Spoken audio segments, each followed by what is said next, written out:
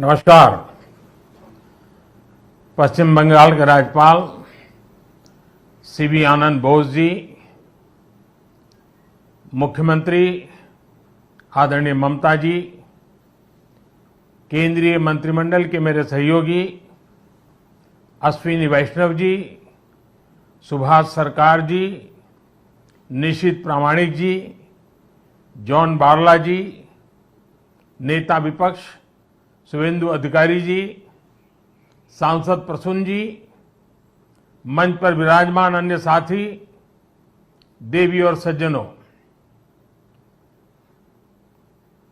आज मुझे आप सबके बीच रूबरू आना था, लेकिन मेरे निजी कारणों के कारण मैं आप सबके बीच नहीं आ पाया हूं।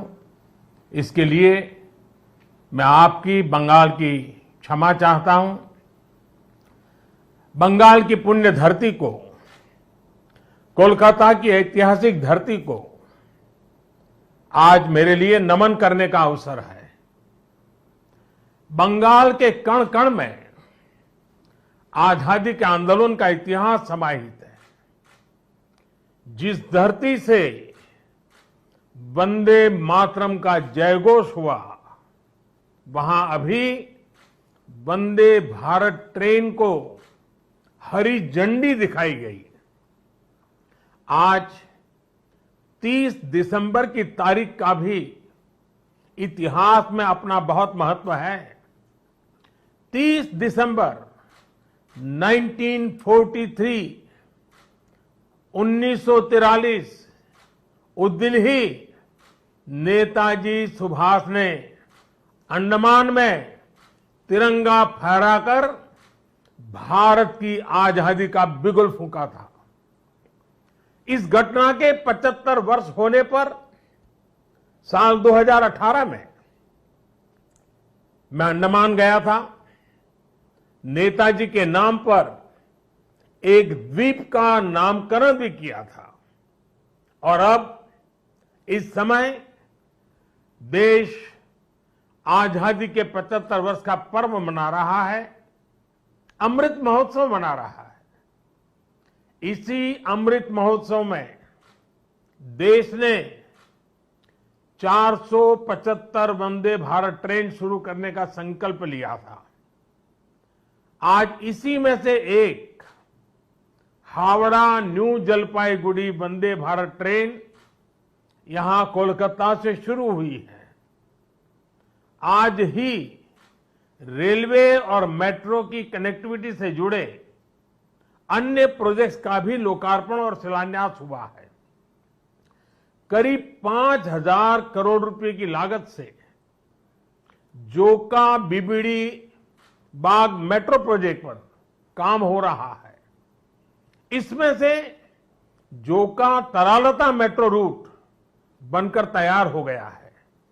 इससे शहर के लोगों की ईज ऑफ लिविंग और बढ़ेगी।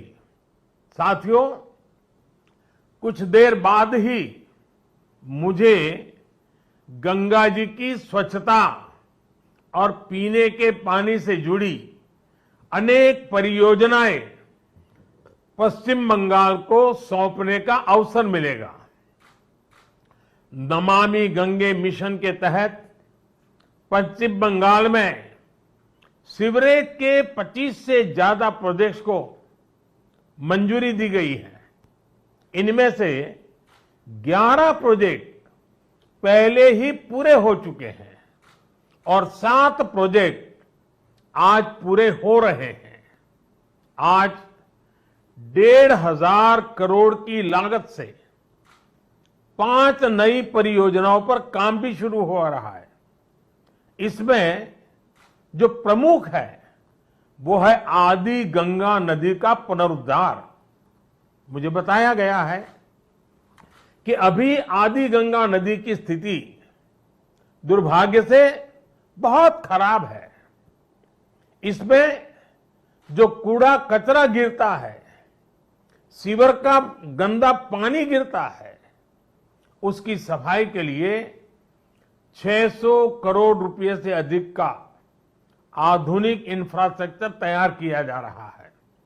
हम लोग अक्सर व्यक्ति के जीवन में प्रिवेंटिव हेल्थ केयर की बात तो करते रहते हैं और हम कहते हैं कि दिनचर्या वो होनी चाहिए कि बीमारी की नौबत ही ना आए। ठीक इसी तरह नदी की गंदगी को साफ करने के साथ ही केंद्र सरकार प्रिवेंशन पर भी बहुत जोर दे रही है और इस प्रिवेंशन का सबसे बड़ा और आधुनिक तरीका है ज्यादा से ज्यादा आधुनिक सीवेज ट्रीटमेंट प्लांट। आने वाले 10-15 साल बाद की जरूरतों को ध्यान में रखते हुए देश में आज ही आधुनिक सीवेज ट्रीटमेंट प्लांट लगवाए जा रहे हैं। आजादी के अमृत काल में हमें फॉरवर्ड लुकिंग सोच और अप्रोच के साथ देश को आगे ले जाना है।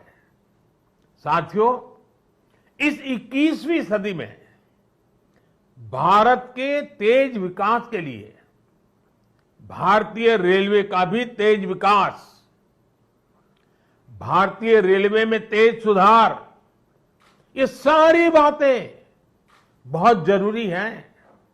इसलिए आज केंद्र सरकार भारतीय रेलवे को आधुनिक बनाने के लिए, रेलवे इंफ्रास्ट्रक्चर को आधुनिक बनाने के लिए रिकॉर्ड इन्वेस्टमेंट कर रही है। आज भारत में भारतीय रेलवे के कायाकल्प का राष्ट्रव्यापी अभियान चल रहा है। आज वंदे भारत, तेजस, हमसफर जैसी आधुनिक ट्रेनें देश में बन रही हैं। आज विस्टाडोम कोचेज रेल यात्रियों को नए अनुभव करा रहे हैं। आज सुरक्षित आधुनिक कोचेज की संख्या में रिकॉर्ड वृद्धि हो रही है। आज रेलवे स्टेशन को भी एयरपोर्ट की तरह विकसित किया जा रहा है। न्यू जलपाईगुड़ी स्टेशन भी इसी लिस्ट में शामिल है। आज रेलवे लाइनों का दोहरीकरण, रेलवे लाइनों का बिजलीकरण जिस रफ्तार से हो रहा है वो पहले कभी नहीं हुआ। देश में जो ईस्टर्न और वेस्टर्न डेडिकेटेड फ्रेट कॉरिडोर बन रहे हैं वो लॉजिस्टिक्स सेक्टर में क्रांतिकारी बदलाव लाने वाले हैं। सुरक्षा हो, स्वच्छता हो, सामर्थ्य हो, सामंजस्य हो, समय की पाबंदी हो, सहूलियत हो, भारतीय रेलवे आज एक नई पहचान बनाने की हम सबकी कोशिश रंग ला रही है। बीते 8 वर्षों में भारतीय रेलवे ने आधुनिकता की नींव पर काम किया है। अब आने वाले 8 वर्ष में हम भारतीय रेलवे को आधुनिकता की नई यात्रा पर निकलते हुए देखेंगे। भारत जैसे युवा देश के लिए भारतीय रेल भी युवा अवतार लेने जा रहा है और इसमें निश्चित तौर पर 475 से ज्यादा वंदे भारत ट्रेनों की बड़ी भूमिका होगी। साथियों, आजादी के बाद के 7 दशकों में 20,000 रूट किलोमीटर रेल लाइन का बिजलीकरण हुआ। वहीं 2014 में हमारी सरकार बनने के बाद बीते 7-8 वर्षों में ही 32,000 रूट किलोमीटर से ज्यादा रेल लाइन का बिजलीकरण हो चुका है। ये है देश के काम करने की रफ्तार, रेलवे के आधुनिकीकरण की रफ्तार।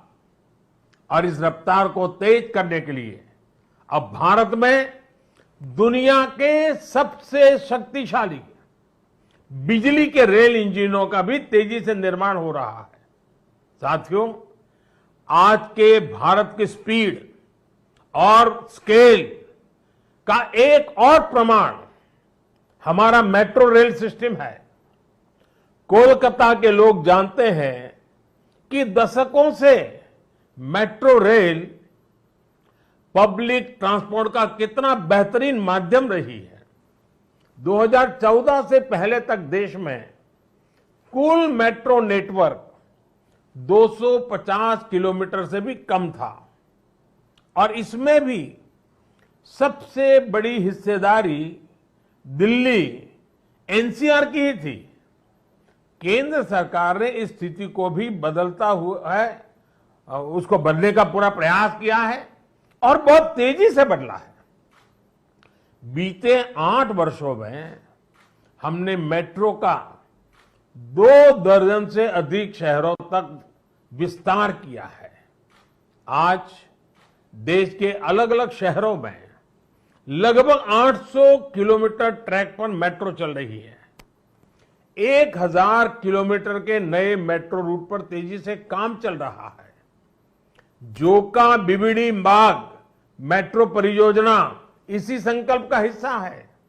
साथियों, पिछली सदी के भारत की 2 और बड़ी चुनौतियां रही हैं, जिन्होंने देश के विकास पर बहुत नकारात्मक असर डाला है।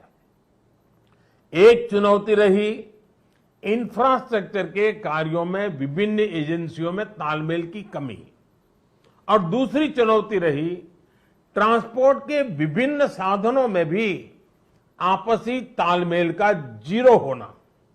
इसका नतीजा ये हुआ कि सरकार के एक विभाग को पता ही नहीं होता था कि दूसरा विभाग कहां नया काम शुरू करने वाला है।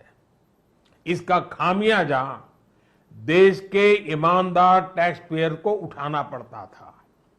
देश का ईमानदार टैक्स पेयर हमेशा से सरकारी पैसे की बर्बादी से, परियोजनाओं में देरी से, भ्रष्टाचार से नफरत करता है। जब वो देखता है कि उसकी गाड़ी कमाई से दिए हुए टैक्स से गरीब का नहीं बल्कि किसी भ्रष्टाचारी का भला हो रहा है, तो उसका खिन्न होना स्वाभाविक है।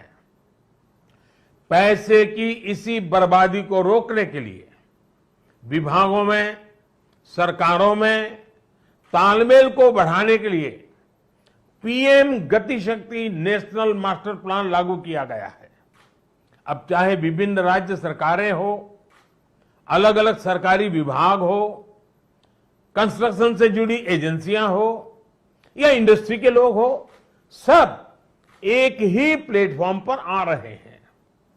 पीएम गति शक्ति देश में ट्रांसपोर्ट के अलग अलग माध्यमों को जोड़ने, मल्टी मॉडल कनेक्टिविटी के काम को भी गति दे रहा है। आज देश में रिकॉर्ड तेजी से हाईवे बन रहे हैं, एयरपोर्ट बन रहे हैं, वाटरवे बन रहे हैं, नए पोर्ट बन रहे हैं और इसमें भी सबसे बड़ी बात यह कि इन्हें अब इस तरह तैयार किया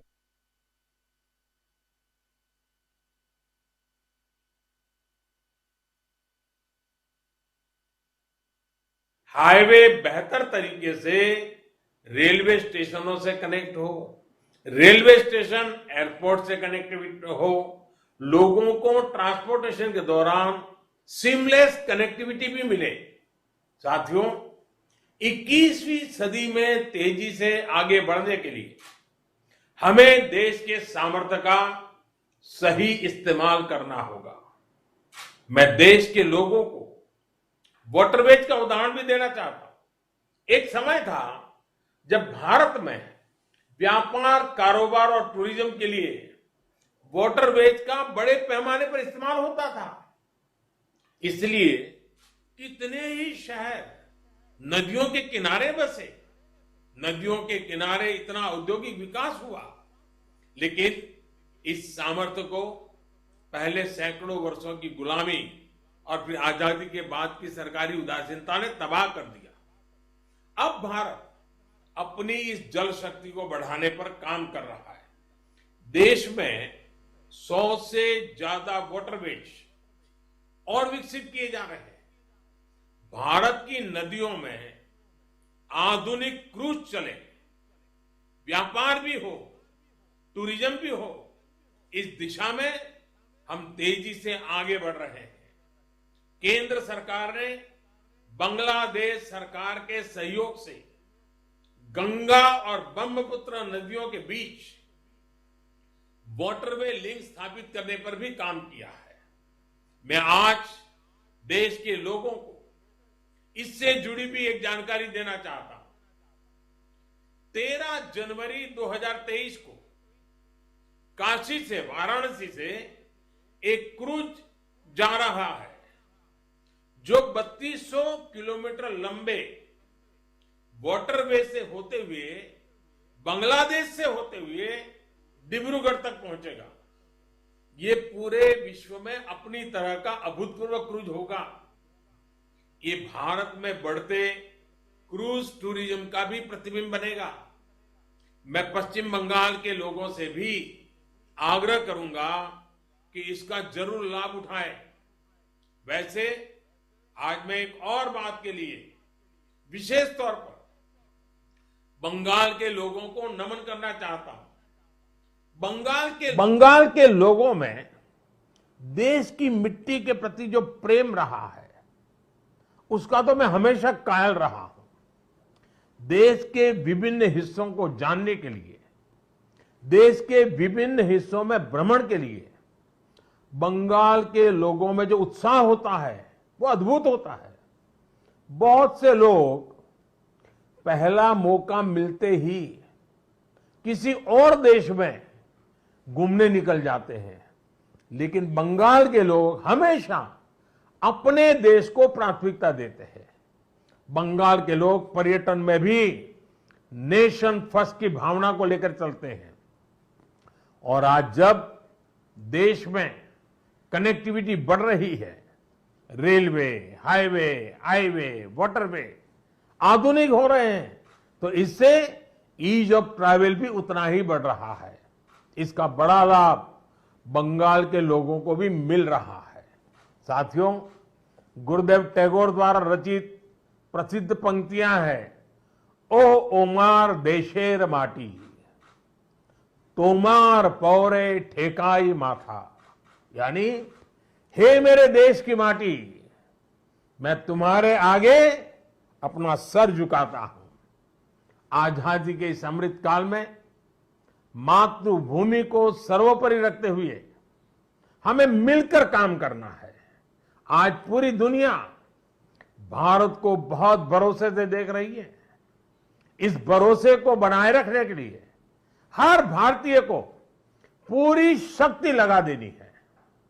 हमें हर दिन का उपयोग राष्ट्र निर्माण में करना है, हर पल का उपयोग राष्ट्र निर्माण में करना है।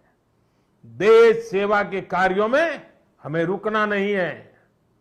इन्हीं शब्दों के साथ मैं अनेक परियोजनाओं के लिए बंगाल को बहुत बहुत बधाई देता हूं।